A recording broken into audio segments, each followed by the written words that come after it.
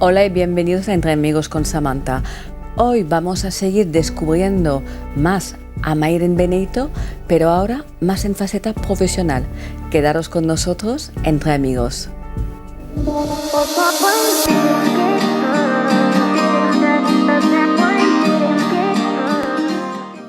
Hola Mayren, ¿cómo estás? Pues estupendamente, encantada.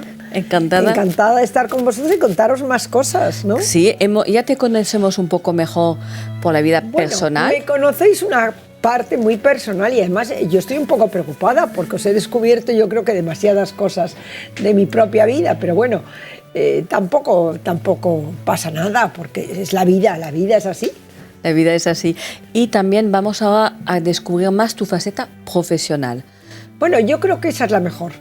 Yo creo que esa es un poco la que he vivido, porque prácticamente yo creo que mi vida ha sido mi vida de trabajo, mi vida profesional. Es que has dedicado mucho tiempo a tu trabajo. Sí, porque me ha gustado y además realmente no te digo que sea la que me ha dado la felicidad completa, no es eso.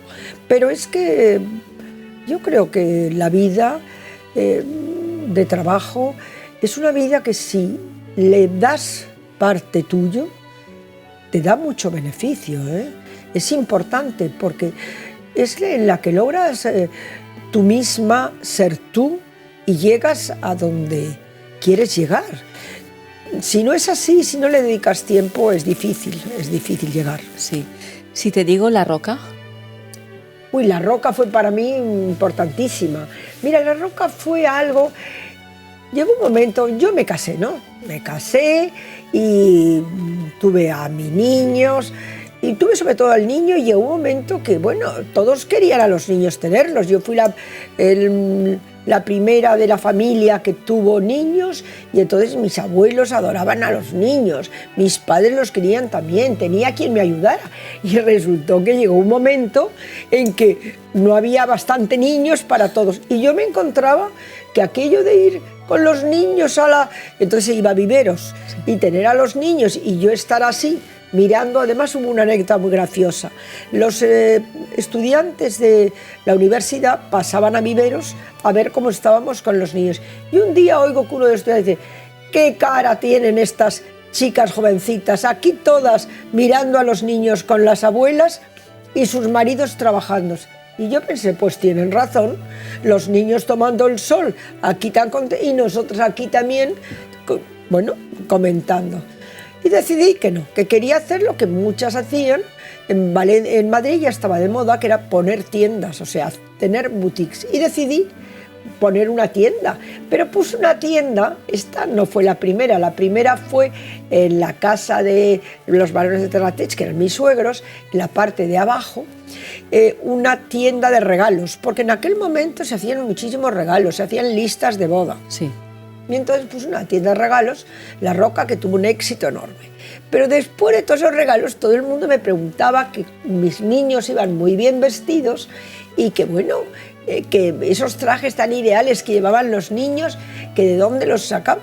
Y pensé, pues realmente, es verdad, yo me caliento la cabeza en buscar y en coser y en encargar los trajes de los niños, y pues ¿por qué no los voy a tener yo también en la tienda? Y entonces puse ropa de niños y la tienda empezó a vender también ropa de niños. Así que puse La Roca de niños también. Y a continuación de eso empecé yo a gustarle a la gente cómo iba vestida. Y me decía, oye, qué falda tan mona llevas. Y esa falda y ese abrigo. Bueno, total, que puse también La Roca de ropa boutique de niños, vamos, de mayores ya. Bueno, total, que al final tuve una Roca que tenía regalos, ropa de niños y ropa de mayores. Funcionó fenomenal. Una vez que me separo y además la llevé a Jorge Juan, que es la que acabas tú de ver, y funcionó muy bien. Y durante muchísimos años, no fueron 28, 29 años, funcionó estupendamente y viví de ello muy bien y además, bueno, fue una tienda con un éxito enorme. Lo que pasa es que ya llegó un momento que la política me atrajo de tal forma que ya no era posible. O sea, yo no podía estar decorando casas, porque además era decoradora y decoré casas conocidísimas de Valencia. Decoradora, comprando la ropa en Italia, en Francia, haciendo viajes por todas partes.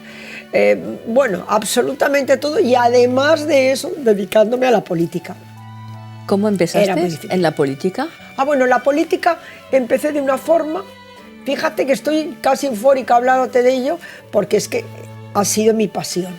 Bueno, empecé de la siguiente forma. Mira, yo me di cuenta que la mujer tenía una situación en España terrible, y ya te había hablado antes pues, de la situación mía personal, en un momento dado que yo veía que la mujer estaba en una situación difícil. Fue en la época, muere Franco, llega un momento en que la mujer estaba en una situación, como te digo, muy difícil, y que la democracia en España tenía que venir. Era imposible que volviéramos a tener un golpe de Estado o que tuviéramos un problema difícil.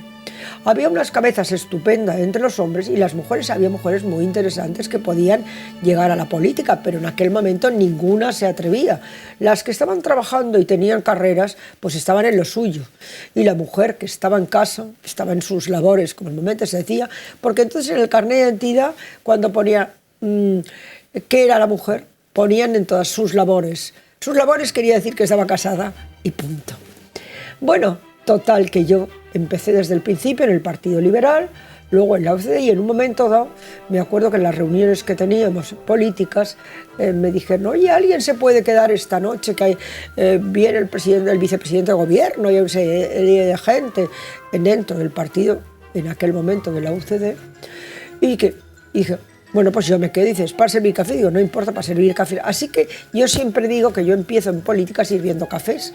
Bueno, es un decir, porque lo que empiezo realmente es defendiendo a la mujer y diciendo siempre que había una mujer para cualquier cosa.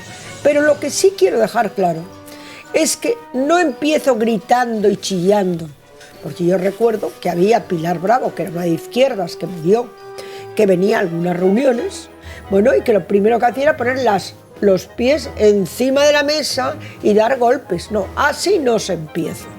Yo soy de las mujeres que creo que en política, como en todo, hay que empezar ya no con educación, sino de la forma que te dejen, pero siendo, si hay que ser jarrón de flores, porque una vez que seas jarrón de flores ya te pondrás en tu sitio o colocarás a los demás en tu sitio.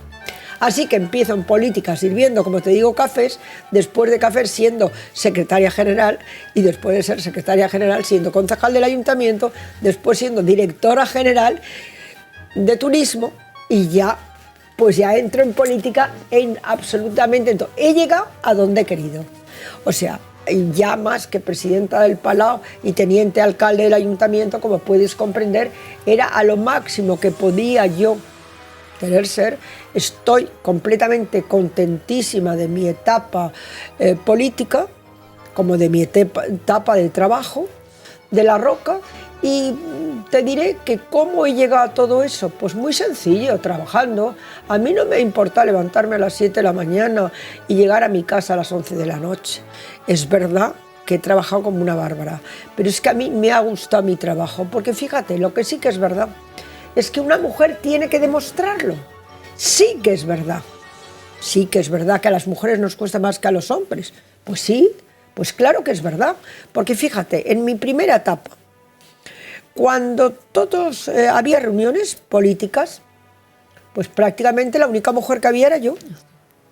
Pero es que cuando ellos se iban a tomar copas después y terminaban decidiendo quién había en una lista, bueno, yo no estaba. O sea que al día siguiente yo me enteraba de quién estaba o quién no estaba. ¿Por qué? Porque yo tenía que ir a mi casa a organizar determinados. Yo todavía recuerdo un día que tenía un meeting, de los que yo abría siempre los mítines, porque claro, era la mujer o la chica, y entonces yo era la primera, luego iban los señores importantes. Bueno, era así. O la que daba los mítines por la tarde, a las 5 de la tarde, porque claro, era la hora que venían las señoras. Porque claro, es que era así, no había otra cosa. Y recuerdo que una noche, que era las 8 de la noche, y tenía que ir a un pueblo, a una reunión que había, y tenía que yo que hablar, llamé a mi casa a decirle a mi hija, Irina, por favor, que llego tarde, hazle la tortilla a tu hermano que está en la... Digo, oye, mamá, que mi hermano tiene manos, que se la haga a él. Y yo me quedé y dije, oye, pues es verdad. Tiene razón la niña. ¿Para qué yo le estoy mandando a mi hija que le haga la tortilla a su hermano? Bueno, pero no es, en mi época era así. Claro. En mi época la chica era la que organizaba la cena del hermano o era la que se ocupaba. Oye, hace 50 años, pero es que era así. Es que ahora cuando oigo hablar a veces a muchas de las chicas que hablan, es que no se acuerdan que en nuestra época, que no hace, sí hace mucho, pero no hace mucho. No sé tanto. Vivíamos así, la mujer era la que se ocupaba de la casa, era la que se ocupaba, aunque trabajara o no trabajara. Bueno, otra de las cosas que yo cuento, que yo he trabajado desde luego enseguida, igual que monté la roca, me ocupé de todo y entré en política, como te digo. Pero en política yo recuerdo que uno de mis compañeros un día me preguntó, ¿y tú cómo te llamas? Y yo le digo, Mairén Manglano. Y dice, ¿tú Mairén Manglano? No, tú te llamas Mairén Benedito. Digo, sí, es verdad. ¿Por qué? Pues porque tenías, sin darte cuenta, decías el apellido de tu marido. Tu marido. Porque en España llevabas el apellido de tu marido. Sí. Bueno, otra cosa te digo que en realidad yo me llamo Irene. Pero es que los periodistas me tomaron un cariño enorme y como en mi casa me llamaban Mairén, pues al final Mairén, y no sabes para las listas, claro, de las municipales y las listas políticas, qué problema era, porque claro, yo era Irene. Y entonces tenían que poner entre paréntesis Mairén, porque claro, todo el mundo me conocía por Mairén, pero yo, claro, era Irene. Bueno, pues así empecé, sirviendo cafés, así de fácil. Mairén, tu etapa como directora general de turismo, ¿hay algo que te impactó en este cargo? Bueno, a mí me impactaron muchas cosas, pero además voy a contarte una anécdota que se reirán los que puedan oírla. Resulta que un mes de agosto se quema uno de nuestros bosques, de los muchos montes nuestros. Era un 15 de agosto. Bueno, y yo me voy corriendo porque iba al pueblo de al lado a unas fiestas que habían, porque en aquel momento me correspondió a mí hacer absolutamente todas las transferencias y absolutamente todo lo que... Entonces Madrid era la que concentraba todo el poder, entonces sí. Toda la venida de todo aquel poder hacia Valencia, fui yo la que me correspondió traerlo. Bueno, y en aquel momento todavía no teníamos nada más que todo lo que era del interior, pero no teníamos todavía la posibilidad de tener todo el turismo del exterior. O sea, Benidorm, por ejemplo, había cosas que sí, cosas que no. Pero sí teníamos los pueblos del interior y hacer toda esa publicitación de esos pueblos del interior. Y había uno de los pueblos del interior que yo quería llevar a todas las ferias y demás. Bueno, total, que me voy y doy el pésame a los del pueblo. Y el alcalde del pueblo, después de darle el pésame, porque se había quemado el monte y había habido un muerto y en fin, bueno, y estaban agradecidísimos, había una misa y una procesión. Cuando llega el momento de la procesión, voy a salir al lado de él y me dice, ay, vostè serà directora, però vostè no pot anar al meu costat. ¿Cómo? Total, que la secretaria que yo tenía me dice, oiga, que la directora general tiene que ir a su lado, que va en representación del presidente de la Generalidad y tiene que ir a su lado. Y dice, no, a mí en el pueblo me dirían de todo, creerán que es mi amiga, no, esta señora no puede ir a mi lado, las mujeres van en el otro lado. No me dejaba ponerme en la iglesia, en el funeral que había al lado de él. No me dejaba poner... Bueno, tuvimos que armar una... Fíjate qué épocas. Sí, mentalidades. O sea, ni siquiera políticamente y con los cargos podían. Bueno, allí aquello se armó. Y tengo que decir que gracias al día siguiente María Consuelo Reina puso una columna diciendo que ha tenido que ser una mujer la que diera el pésame y fuera donde debía, y además ha tenido que ser una mujer la que impusiera que ya estaba bien, que cuando uno tenía un cargo, tenía que ir en el cargo y no por el sexo que fuera, en un sitio o en otro. Sí. Pero todavía estábamos allí, sí, ¿eh? Sí. O sea, que imagínate. Y a mí la verdad es que en la parte de turismo fue muy bonita, porque tuve además, ya te digo, a veces lo cuento, que tuve entrevistas estupendas y además fue lo que me hizo fuerte. porque ahí sí que tuve que luchar con una cantidad de hombres. Aquello fue una guerra increíble. Parece mentira, ¿eh? La cantidad, porque claro, dentro del mundo del turismo tú dirías, pues con los países, ¿no? Lo que pasa, tiene que haber una apertura enorme. Ah, no, no, los que mandaban en turismo eran todo hombres, pero además hombres machos hispánicos de aquella época. No te puedes imaginar cómo me miraban, ¿eh? Desde luego ninguno me miraba como la directora general. Me miraban más bien, bueno, tenía que ponerles en su sitio de qué forma. En alguna ocasión tuve que ponerme, pero seria, seria. Mayren, si te digo UNICEF. UNICEF fue una parte preciosa de mi vida. Fue preciosa de mi vida porque cuando había terminado ya la Dirección General de Turismo, había terminado UCD, yo llegué a la conclusión de que como directora general había estado ganando dinero. Yo tenía La Roca, además. Que era un momento de poder dedicar una parte de mi vida a los demás sin cobrar un céntimo, ya que tenía La Roca y yo podía perfectamente subsistir sin necesidad de tener un sueldo. Y entonces le dediqué 10 años de mi vida, se los dediqué a UNICEF y además incluso pensé en un momento dado que mi vida terminara por ese lado. Es decir, llegué a entender que si me había ido muy bien en UNICEF, había conseguido que gracias, mira, aquí estoy con doña Margarita, si había podido conseguir que en ese tiempo organizar toda la Comunidad Valenciana y además había traído aquí, no solamente haber dado para otros países, sino haber podido traer aquí a muchas ayudas de UNICEF, porque fue un momento en el que sufrimos un problema con la pantanada de Tous y demás para los niños, pues el continuar la labor en UNICEF, incluso irme a algún país para ayudar. Pero luego la verdad es que estando en UNICEF vinieron a buscarme para ir en las listas de Unión Valenciana y ya dejé UNICEF. Pero la etapa probablemente más bonita de mi vida, porque cuando tú haces algo por los demás y además altruista, sí, es todavía muy bonito. Volviste a los servicios sociales, ¿no? Sí, en realidad vienen a buscarme porque la labor mía, aquí estoy en uno de los pueblos, en el Palmar, con la gente mayor, precisamente porque voy a los servicios sociales, ahí estoy con los mayores. Bueno, es que yo tan pronto he sido la de los niños, con UNICEF me llamaban las de los niños, cuando luego me llaman la de los mayores, porque en realidad vienen a buscarme porque la labor que hice en UNICEF les gustó tanto a los partidos políticos y les gustó tanto a la ciudad de Valencia que pensaron que yo sería una magnífica concejal de servicios sociales.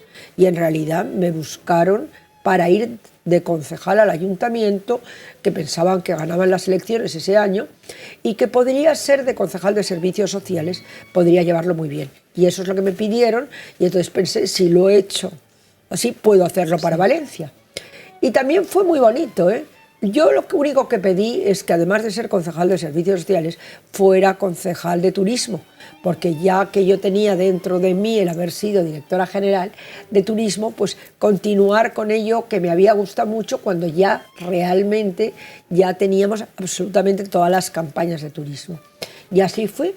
Y la verdad es que me gustó mucho la labor, sobre todo relativa a los mayores, porque era el momento en que los mayores pues podía ayudarles más. Y fíjate qué cosas. Siempre pensé que qué suerte saber leer y escribir, porque muchos de los mayores tuvimos que enseñarles a leer. Había muchos que no sabían leer y escribir bien. Bueno, pues ahora te digo, ahora sabrán leer y escribir, pero lo que no saben es los ordenadores y demás. Sí. De modo que no se puede decir nada. Aquí el mundo va tan rápido, va muy rápido, que probablemente, bueno, hoy día los ordenadores, yo lo reconozco, es difícil, complicadísimo. Sí. Es que son muchas tareas que tenías también para... Bueno, es que me encanta trabajar. Yo llegué a llevar 3 concejalías al mismo tiempo. Yo llegué a llevar servicios sociales, turismo y el Palau. ¿Sí? Luego llevé el Palau cuando se hizo autónomo, la presidencia del Palau y el Palau, llegué a llevar la banda municipal, con lo cual yo llegué en algún momento a llevar 2000 personas conmigo. Creo que son... Bueno, pues oye, era capaz. Sí. Ay, con la Virgen, mi Virgen. Sí. Es que además, este año estoy de emocionada con la coronación de la Virgen. Es que todos los años, cuando después de tomar posesión, íbamos a besar el manto de la Virgen. Dices que te enorgulleces de estos dos privilegios. Hombre, es que son privilegios, es que fíjate, tenías como privilegios. Sí. La gente no lo sabe. La gente no sabe una de las historias más bonitas por la cual si eres concejal puedes serlo. Mira, una de las cosas que yo cuento, que creo que la gente no lo sabe, primero, la Virgen pertenece a los ciudadanos, lo que pasa a los concejales. En la historia de Valencia se cuenta que quienes son y tienen obligación de cuidar a la Virgen son los concejales, los que en su momento se llamaban de otra forma, pero eran los concejales, son los que realmente el pueblo les da el derecho a tener. Por eso se saca la señera y por eso se lleva también la señera al ayuntamiento y son las tradiciones nuestras. Pero concretamente la Virgen es el ayuntamiento y los concejales los que lo sacan el día de la Virgen, sacan a la Virgen, la recogen del ayuntamiento por la mañana, bueno, del ayuntamiento no, de la Virgen, por la mañana la llevan, entre los ciudadanos a la catedral y luego los concejales la llevan hasta delante de lo que es el Palacio de la Generalidad. Y allí le dicen al arzobispo, o al cardenal, al que es te la entregamos para que la cuides y nos la lleves hasta el año que viene. Porque y siempre la habían llevado solamente los hombres. Pero el año que entró Unión Valenciana en el ayuntamiento, que estaba también Lola García Broc, se me acerca y me dice, tú sabes que la Virgen depende de los concejales, pero no pone concejales o concejalas. O sea, que somos iguales ellos. ¿Tú te atreverías a que tú y yo sacáramos a la Virgen? Y que Lola, por supuesto. Entonces me fui a la alcaldesa y le dije, Rita, yo voy a llevar mantilla y teja, como es tradición en Valencia. Y por mí, muy bien, yo no la voy a llevar, pero lo comprendo. Digo, pero es que además voy a sacar a la Virgen. Dice, ¿no te atreverás? Digo, sí, me atrevo. Dice, yo no puedo, pero si tú la quieres sacar, me dijo, no te vas a atrever, pero bueno, como éramos de Unión Valenciana y era del PP, pero no dijimos nada a nadie.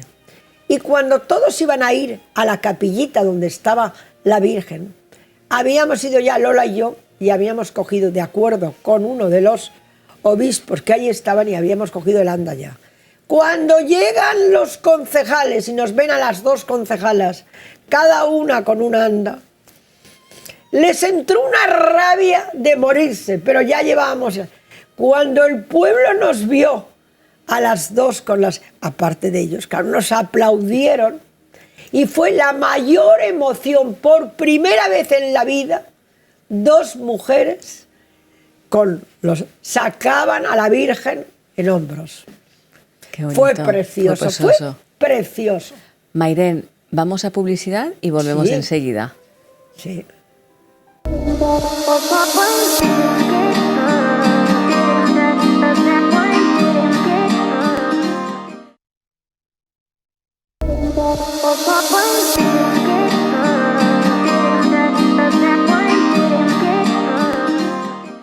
Volvemos con Mayren. Mayren, ahora me gustaría que me cuentes esta etapa, gran etapa profesional que fue el Palau para ti. La verdad es que sonrío hablando del Palau. Bueno, aquí tenemos a la Orquesta de Valencia. Qué pena que esos 24 años maravillosos. Los profesores de la Orquesta de Valencia son magníficos. Son, la verdad... yo he tenido muchas discusiones con mi marido, que en aquel momento no era mi marido, pero era un apasionado de la orquesta, y discutíamos mucho por qué los defendía, de qué forma. Y yo no es que no los defendiera, pero es que claro, llegaba un momento que todo el dinero que teníamos lo quería para la orquesta.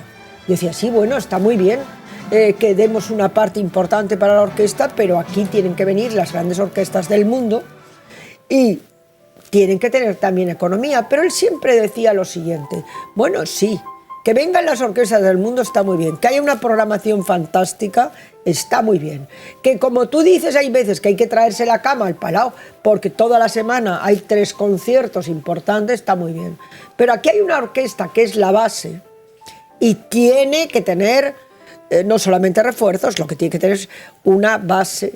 Pero la orquesta tenía un problema y es que había parte de funcionarios que en su momento habían sacado la plaza y parte de nuevas plazas que había que sacarlas y aparte tenía que tener buen director y buenos solistas. La verdad es que luchamos mucho porque esa orquesta fuera una buena orquesta, que yo creo que lo conseguimos. Y era una orquesta que tocaba todos los viernes. Y había gente que pensaba que si era la Orquesta de Valencia era peor concierto, no era tan buen concierto como las otras orquestas que venían. Pero yo creo que ahí Ramón Almazán hizo una labor fantástica y consiguió que nuestra Orquesta de Valencia diera unos conciertos estupendos y que además hiciéramos muy buena programación, que era lo que había que hacer.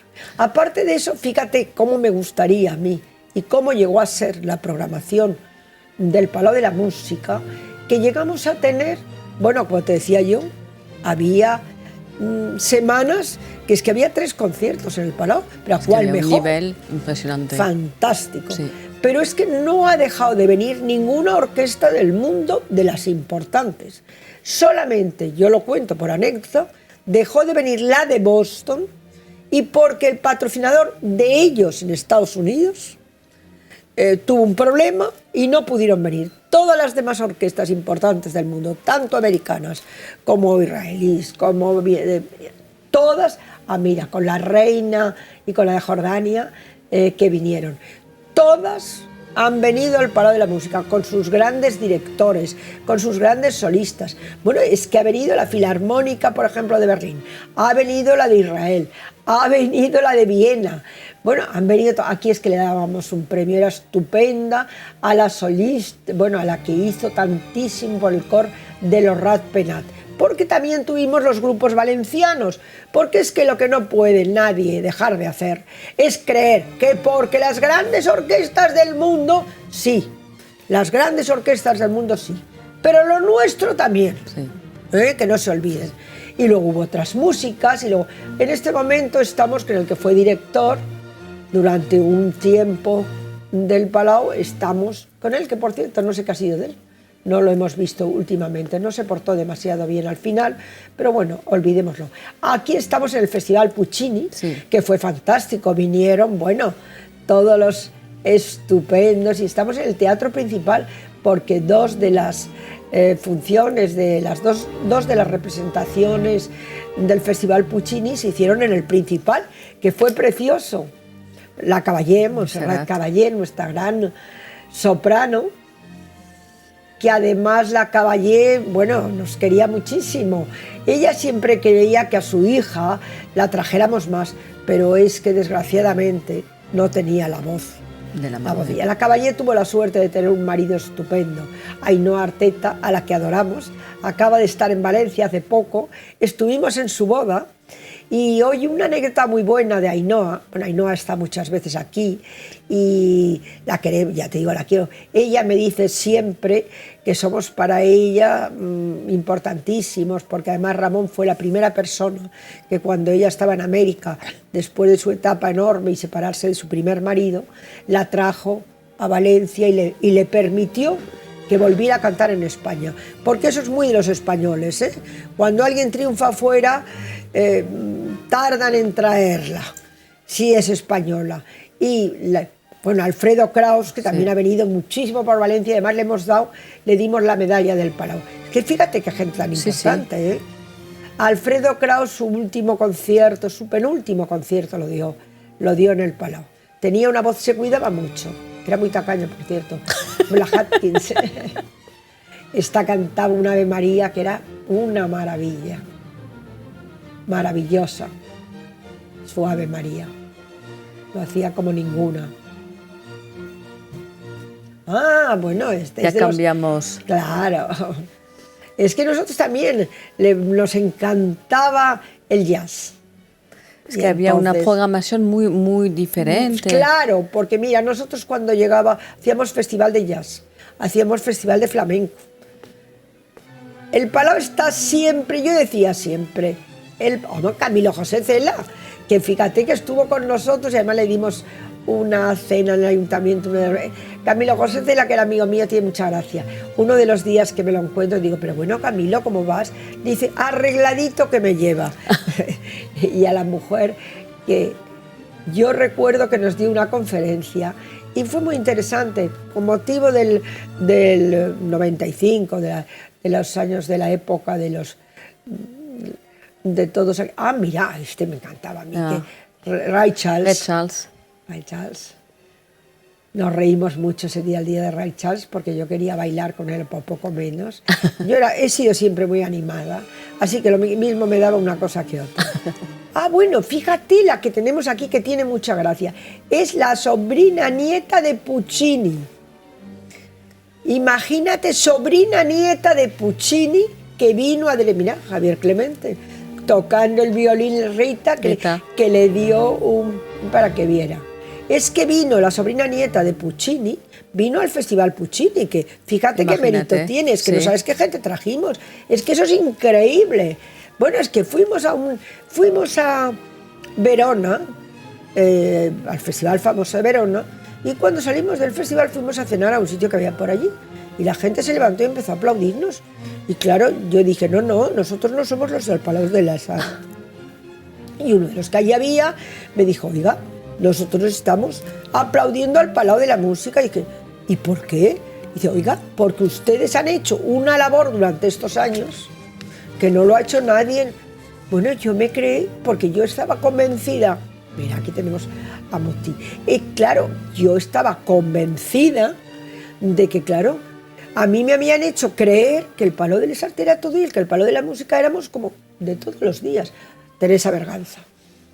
Está Rita dándole, qué voz tenía Teresa, tan estupenda, tan pequeña, pero tan bonita, cómo cantaba Carmen, Teresa, qué maravilla. Si es que han estado todos, Ahí Rita también. Es fantástico. Es que supongo que deberéis de tener un orgullo por todo lo que has cambiado, todo lo que has llevado. Pues mira, te digo una cosa, he sido muy... mira, la reina en el Palau. La reina tuvo mucha gracia porque una de las veces que vino, la reina le gusta mucho, le gustaba y quería venir en Semana Santa porque hay una de las pasiones que le gusta a ella mucho. Y además la ha tocado, ha venido en 2 ocasiones a oírla. Ella la verdad es que es una apasionada de la música. Lo que pasa es que es muy complicada porque lo que a ella le gustaba sobre todo era cuando venía, dependía de quién viniera a dirigir. A ella le gustaba que dirigieran desde luego o los rusos o los que son alemanes, los que son realmente el estilo de ella. Y claro, para que viniera tenía que ser la casa real, coincidir. Pero ella me llamaba siempre la chica, sí, usted es la del Palau, usted es la del... Donde me veía me lo decía. Ese lo quiero muchísimo yo. Es estupendo. Bueno, él nos invitó cuando estuvimos en... Bueno, yo no sé si ahora es más difícil verlo, porque desde que en estos momentos, yo no sé Rusia en qué situación está, si él es más amigo de Putin o no, pero yo no sé en estos momentos cuál es su situación. Si te digo Javier Clemente. ¡Ah, qué bien! Javier Clemente es para mí, vamos, la persona que más cariño tengo o puedo tener. Mira, los pianos del Palau, es que todos, Javier Clemente es el único que los afina de locura. Que viene Barenboim, viene Javier Clemente. Que quien venga, sin lugar a dudas. Tú sabes, Javier, qué persona tan maravillosa. Le pides un favor.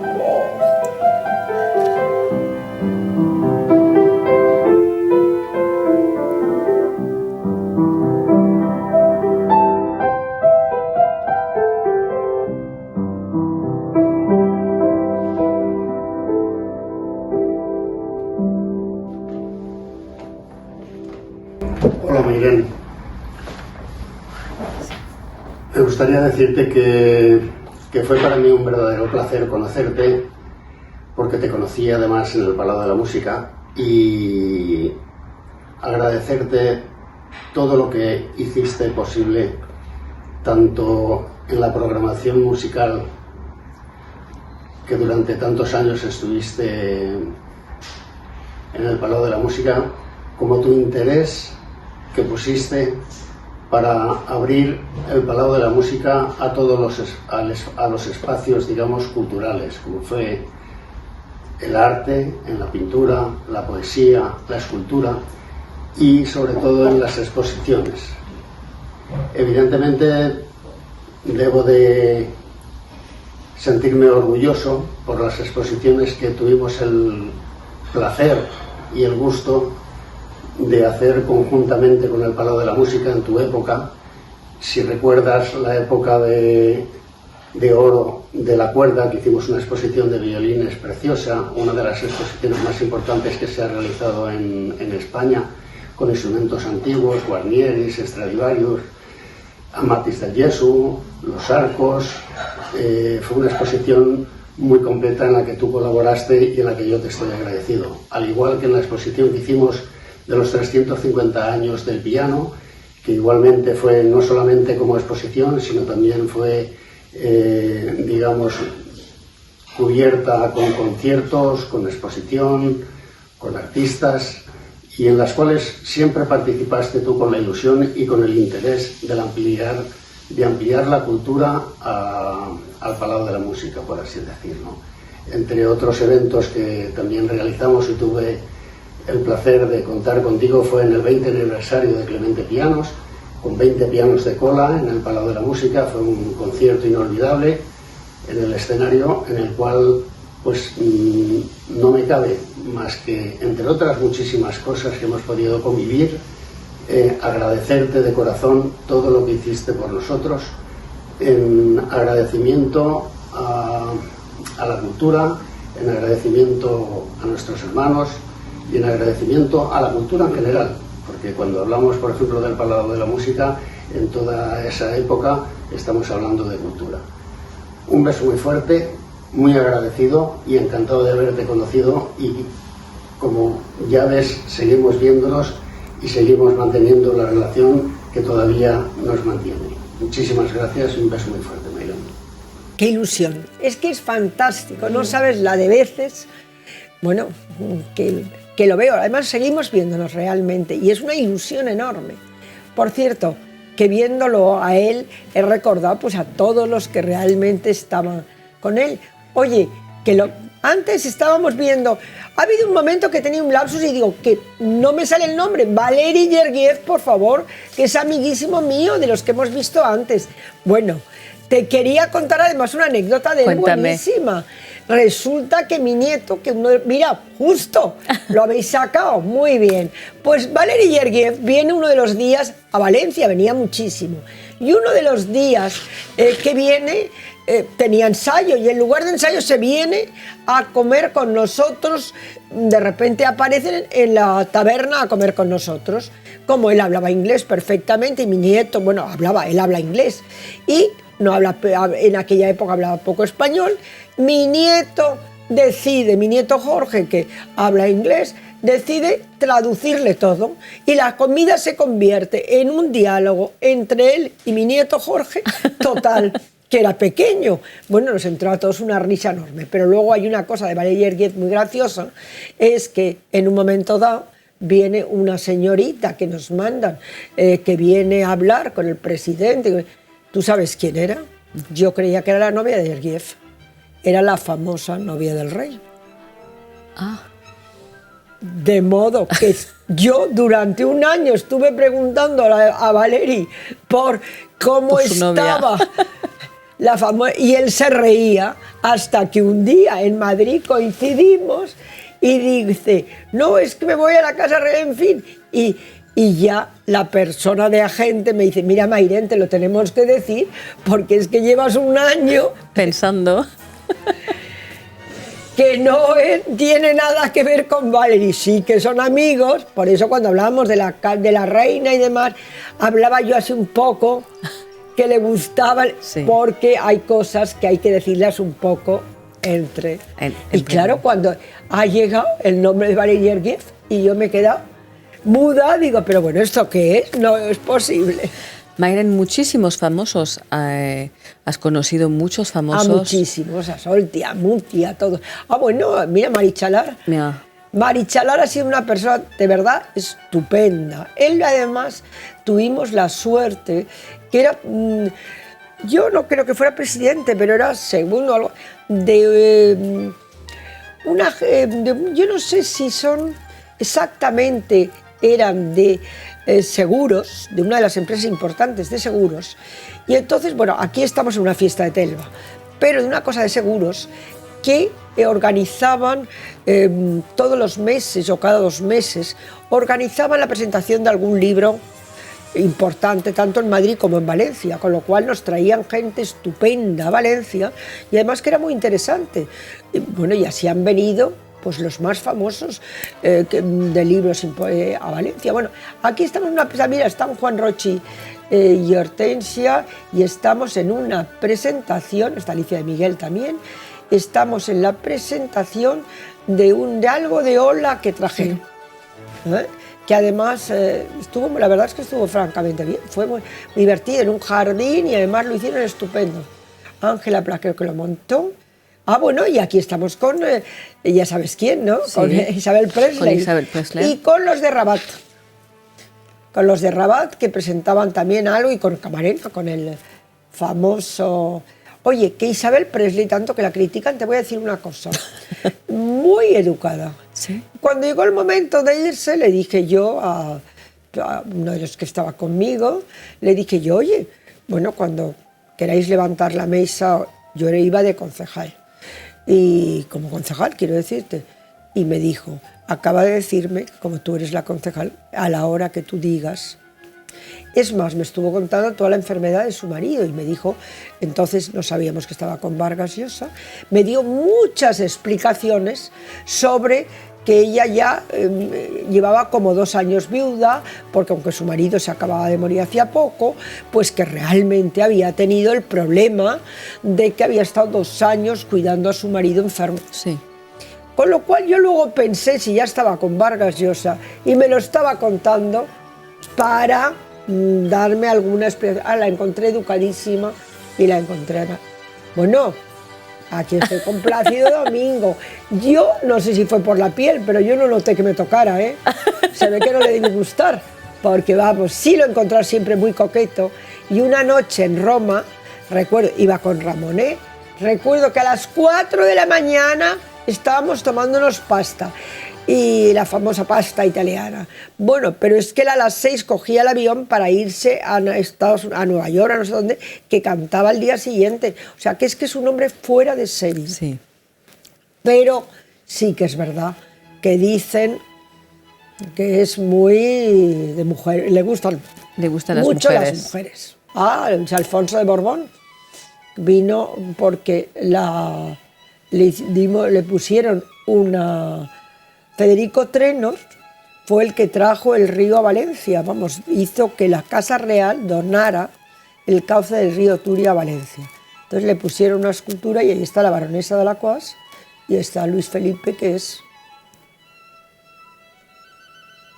Ahí, Pepe Sancho, y Marlon Brando.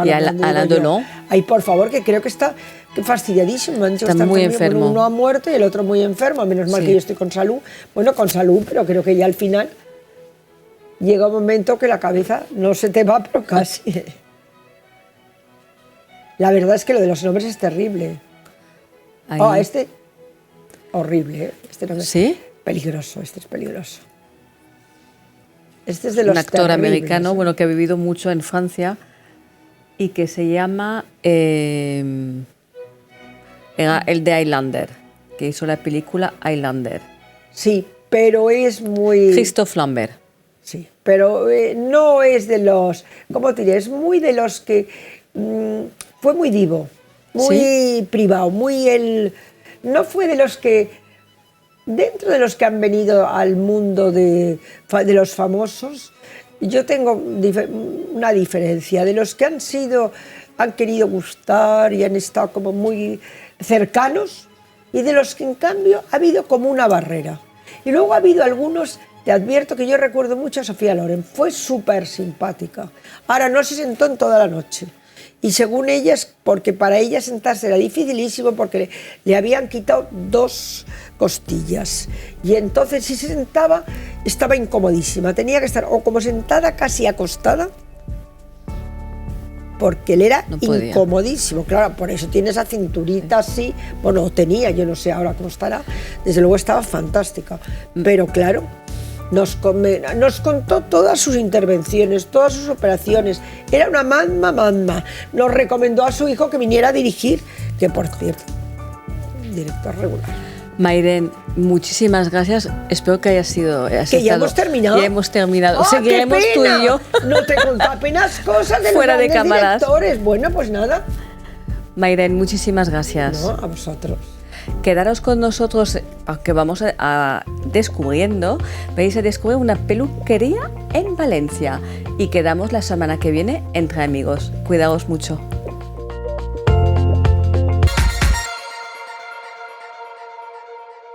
Hola, hoy estamos en una nueva peluquería, firma francesa, en pleno Valencia, calle Conde de Salvatierra. Estamos en la peluquería Lucie Sinclair. Estoy con su dueña, Lydie, que ha abierto esta peluquería con su marido Jean-Philippe y nos va a contar un poco más sobre esta firma. Lydie, hola, encantada. Hola, Samantha. ¿Cuál es vuestra experiencia en peluquería? Avec Jean-Philippe, nous avons beaucoup d'expérience. Nous sommes dans la coiffure depuis plus de 35 ans, donc nous avons fait énormément de choses. On a passé nos diplômes, on a fait beaucoup de formations sur la technique de coupe, sur les techniques de mèche, de couleur, enfin tout, de management. Nous avons eu des salons aussi et Jean-Philippe, je dois dire, vient d'une famille de coiffeurs. Tout le monde est coiffeur dans la famille et ils ont la particularité aussi de passer des concours. Et donc Jean-Philippe a passé beaucoup de concours et il est meilleur coiffeur de coiffure féminine en France depuis quelques années. Et toi?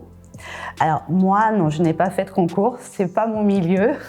Non, moi j'ai passé, comme je disais tout à l'heure, beaucoup d'examens, j'ai fait beaucoup de formations parce que c'est ce qui me plaît, c'est ce qui me fait avancer et pour faire avancer tout le monde aussi. Quand je dis tout le monde, c'est mon équipe, bien sûr. Pourquoi Valencia? Pourquoi Valencia? Parce que j'ai coiffé avant de venir à Valencia, j'ai coiffé une cliente pendant plus de 20 ans qui, étant jeune, a vécu de sa naissance jusqu'à 9 ans à Valencia. Et ses parents ont été remutés en France, donc ils sont repartis. Et pendant 20 ans, elle ne cessait de me dire « Ah, Valencia, mais c'est beau, mais quand je serai en retraite, j'irai passer ma retraite là-bas. » Et puis pendant 20 ans, quand on s'entend dire « Valencia, c'est beau, il y a c'est riche en culture, les gens sont gentils, enfin, c'est la ville parfaite. » On s'est dit « On va aller voir. » Et on en est tombé amoureux. Donc voilà pourquoi Valencia, parce qu'on est vraiment tombé amoureux de cette ville qui apporte beaucoup de choses. Cuéntanos más de la firma Lucie Sinclair. Alors, Lucie Sinclair est une grande franchise française qui a été créée par Madame Lucie Sinclair, qui est actuellement décédée malheureusement. Et elle a voulu créer le chic à la française déjà, par ses coiffures très glamour, très douces pour les femmes. D'ailleurs, Jackie Kennedy et Madame de Rothschild allaient se faire coiffer chez elle, dans son salon de coiffure. Et voilà, les nouveaux propriétaires, les nouveaux présidents de Lucie Sinclair ont voulu continuer à perpétuer ce glamour, ce chic à la française. ¿Cuáles son las especialidades de este salón? Alors les spécialités du salon sont déjà le chic à la française, un savoir-faire à la française, et aussi on a une spécialité ici, c'est le signature balayage. Que ce soit du blond, du brun, du cuivré, c'est notre spécialité, c'est le signature balayage. Nous avons aussi le plaisir, oui, de travailler avec L'Oréal. Et L'Oréal, il faut le savoir, fait de plus en plus dans les produits naturels qui n'abîment pas le cheveu. Nous, pour les couleurs, on travaille qu'avec quinoa, qui est une couleur végane et qui rend le cheveu, qui nourrit le cheveu, qui rend le cheveu brillant. Nous avons aussi, avec L'Oréal, on est assez fiers parce que nous sommes dans les premiers mondiaux à l'avoir. C'est une douchette, c'est un prototype fait par L'Oréal. C'est une douchette qui, pour la planète, économise jusqu'à 69% d'eau. Et ça, c'est très important pour nous, faire un geste pour la planète. Aparte de los servicios de peluquería, ¿qué ofrecéis? Alors, nous avons le service de manucure et le service de maquillage aussi. Plus, j'en rajoute un petit peu, tous les produits qu'on va bientôt recevoir, ils sont en commande, tous les produits Sho Imura, qui sont aussi très naturels, qui sont sans pesticides, sans fer. Oui, sans fer. Sans fer, voilà. Et qui sont vraiment très nature pour le cheveu. Et ça, je suis très contente de ça, parce qu'on va pouvoir aussi accentuer sur le soin et le massage au niveau du cuir chevelu. Lili, muchísimas gracias. Gracias a ti. Espero que con toda esta información y estos maravillosos productos y medios que tienen, vendréis vosotros también a descubrir Lucie Sinclair en Valencia. Hasta pronto.